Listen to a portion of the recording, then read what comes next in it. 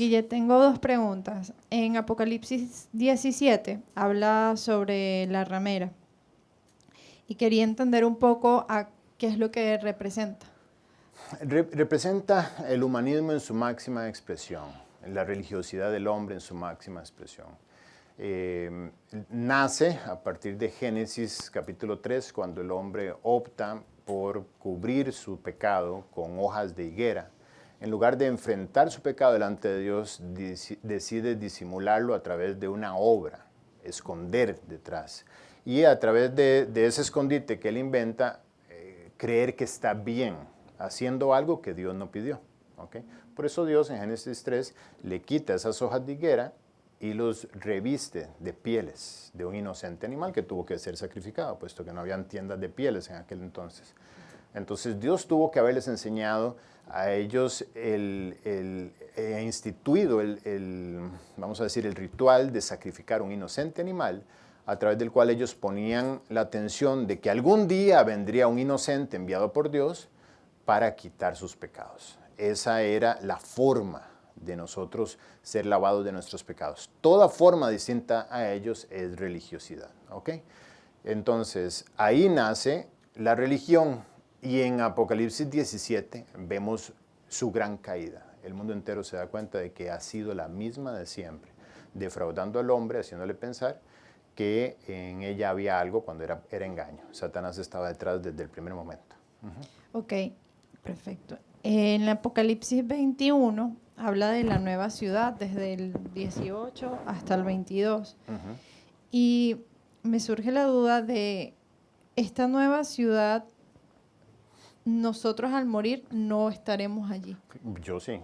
Ah, esa era mi duda. O sea, yo no sé ustedes, yo sí. Es el cielo. Ese es el cielo. Es el cielo. O sea, es el cielo que ya está. Léelo ahí, desde el 21:1. Sí, dice, vino entonces a mí uno de los 7 ángeles. 21. 21, 1. Vi un cielo nuevo y una tierra nueva. Porque el primer cielo y la primera tierra pasaron. El primer cielo y la primera tierra, que es esta, pasaron. Ya. Lo que estamos viendo es nuevo, todo nuevo. Después del juicio, Apocalipsis 20, todo nuevo.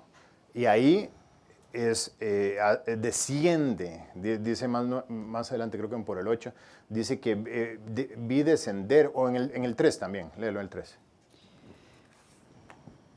Y oí una gran voz del cielo que decía, he aquí el tabernáculo de Dios con los hombres, y Él morará con ellos, y ellos serán su pueblo. Y Dios mismo estará con ellos como su Dios. Exacto, ese es el cielo. Ahí estaremos aquellos que iremos al cielo. Claro, mi duda realmente surgió porque como Apocalipsis va contando todo lo que va a pasar, mi duda era si esto era posterior a todo eso o ya al morir nosotros estaremos allí. Todo va a pasar exactamente en el orden que los 22 capítulos enseñan. El orden es secuencial. Pero si yo hoy muero, este es el cielo en donde estoy. No. Si tú mueres hoy, tú vas a donde está Jesucristo en este momento. En ese lugar. Esa era mi duda. Pues. Claro, vas a su presencia. Dice que ausente del cuerpo, presente en el Señor. Vas a estar donde Él está en este momento. No es la morada eterna en la que estaremos durante la eternidad. Ahorita Él está en un lugar con las almas de todos aquellos que han nacido de nuevo, desde Adán en adelante, y un día Él vendrá junto con todos ellos a la tierra, reinará durante 1000 años, Apocalipsis 18, ahí lo leíste, 19, perdón. Luego de eso es el Apocalipsis 20, el juicio final, y después de eso, ahora sí, el lugar eterno donde estaremos, que es lo que conocemos como cielo. Aunque correctamente una persona que hoy muere en Cristo va a la presencia de Jesús a lo que hoy es el cielo, el tercer cielo. ¿Sí? Okay. Sí, ahora sí. Muy bien. ¿Alguna otra pregunta? Erika. Hola. En 1 Corintios 10, desde el 23 empiezo a leer, pero entonces mi consulta directamente está en 27, que dice, si algún incrédulo os invita y queréis ir, de todo lo que os ponga delante, comed, sin preguntar nada por motivos de conciencia. Entonces más adelante sigue desarrollando sobre el tema de la conciencia. Quería entender a qué se refiere este capítulo. De hecho ahí lo aclara, dice, conciencia no la vuestra, sino de la que los invita. O sea, está hablando, desde ahí el versículo 23 está hablando de un tema que tenían los corintios con respecto a los alimentos que se sacrificaban a los ídolos. Corinto, una ciudad llena de idolatría, ellos venían acostumbrados a ofrecer a los ídolos desde la carne que se comían hasta sus propios cuerpos, etc. Y después de que se convierten, aprenden que solo hay un Dios, porque no hay dioses, dice ahí mismo ese pasaje, no hay dioses y no hay solo uno. Entonces, ¿cuál es el problema de que yo me coma una carne que mi vecino sacrificó a los ídolos? Si yo sé que no existen esos dioses y la carne está buenísima, está riquísima. Entonces Pablo les dice, de todo lo que se os ponga enfrente podéis comer. Okay. Pero si esto afecta la conciencia de tu prójimo, no comáis. Entonces, tú sabes que no hay ningún problema, pero ya tú no vives por la ley, tú vives por una ley mayor a esta. ¿Cuál es? La ley del amor. Entonces, no vas a hacer algo que vaya a tropezar a tu prójimo. ¿Okay? Entonces, léete Romanos 14:1, por favor. Ajá, te quedaste sin micrófono. Lo leo yo entonces.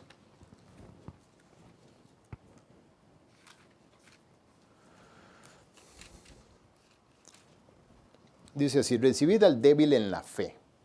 Quiere decir que hay gente que es débil en la fe y hay gente que es madura en la fe. Hay dos tipos de personas. El débil en la fe juzga todas las cosas como mal. El maduro en la fe entiende que ninguna condenación hay para los que están en Cristo Jesús. ¿Okay? Entonces, pero no para contender sobre opiniones.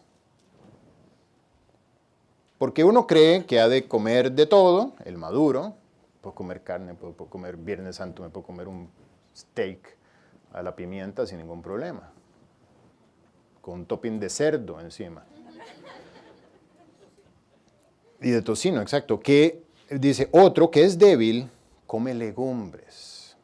Come legumbres. ¿Por qué? Porque hay algo dentro suyo que le dice, es que está mal que tú hagas eso. Pero ya Cristo pagó por todo en la cruz. Entonces, el que es maduro entiende la libertad que le da el sacrificio de la cruz. El que es débil todavía está tratando de portarse bien. ¿Okay? El que come no menosprecia al que no come y el que no come no juzgue al que come, porque Dios le ha recibido. Es decir, hay quienes entienden, hay quienes todavía no entienden. Entonces, ¿pero cuál es la regla? Decirle al que no entiende, no seas ridículo. O el que sí entiende, decir, yo puedo hacer todo en el lícito, puedo hacer lo que quiera. Entonces, la regla para nosotros los creyentes es hacer todo. Me resumo todo el capítulo 14, hasta el 20, dice, no destruyas la obra de Dios por causa de la comida. Vas a afectar a tu prójimo para poder servirte ese plato de comida. Esa es la medida de tu amor. Dice... Bueno, de hecho en el 19 dice, así que sigamos lo que contribuye a la paz y a la mutua edificación. No destruya la obra de Dios por causa de la comida. Todas las cosas a la verdad son limpias, pero es malo que el hombre haga tropezar a otros con lo que come. Entonces nuevamente vuelvo al punto.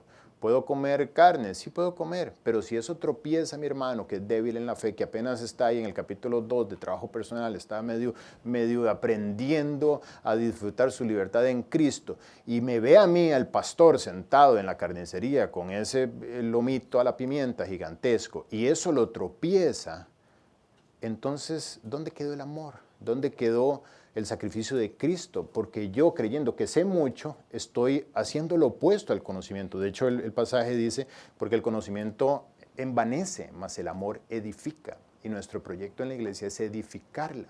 No quiere decir que voy a tener una doble vida, entonces compro la carne y me la llevo y me la como en el cuarto donde nadie me ve. Lo que estoy diciendo es que tengo que poner el amor a la edificación de la iglesia como objetivo número 1. Bueno es no comer carne, ni beber vino, ni nada. ¿Qué está haciendo Pablo? Voy a ampliar el concepto. Ya vamos a ampliarlo a todo. Porque aquí dice, entonces yo tengo otra pregunta. ¿Y bailar pegado? Entonces ya Pablo responde lo mismo. Tengo otra pregunta. ¿Y tomar vino? Entonces vamos a ampliarlo. Todo te es lícito, pero no todo conviene para la edificación.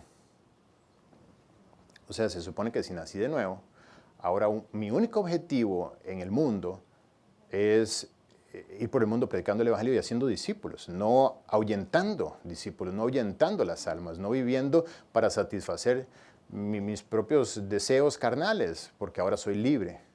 Dice Pedro que a libertad fuiste llamados, pero no como los que tienen libertad como pretexto para la carne. O sea, yo puedo hacer lo que quiero, pero no lo hago por amor. Ese es el concepto. Entonces, bueno es no comer carne, ni beber vino, ni nada que tu hermano tropiece, o se ofenda, o se debilite. Ese es el punto. Entonces, vive para todo lo que haga, sea de palabra o de hecho, que sea para la obra, para la gloria de Dios. O sea, vive para añadir gloria a su nombre. ¿Ok? Ese es el punto. Bien, ¿hay alguna otra? ¿Estamos saciados? Allá está Clivia. Buenos días. Buenos días, Clivia. En Santiago 1:8 dice que el hombre de doble ánimo es inconstante en todos sus caminos. Ajá. ¿A qué se refiere? Sí, la palabra doble ánimo realmente suena en el griego y significa que tiene doblez. Significa que tiene una doble vida, que tiene un doble comportamiento. Es como si tuviera dos caras. ¿Okay? En este caso, la inconstancia de los caminos del hombre es producto a que el hombre no está determinado a vivir de una manera recta, sino que vive de manera dual. Entonces, quiere agradar a Cristo, pero también quiere agradar al mundo. Entonces, el hombre de doble ánimo tiene un ánimo que lo mueve a satisfacer al Señor, pero también lo mueve a satisfacer al mundo. Entonces, será inconstante.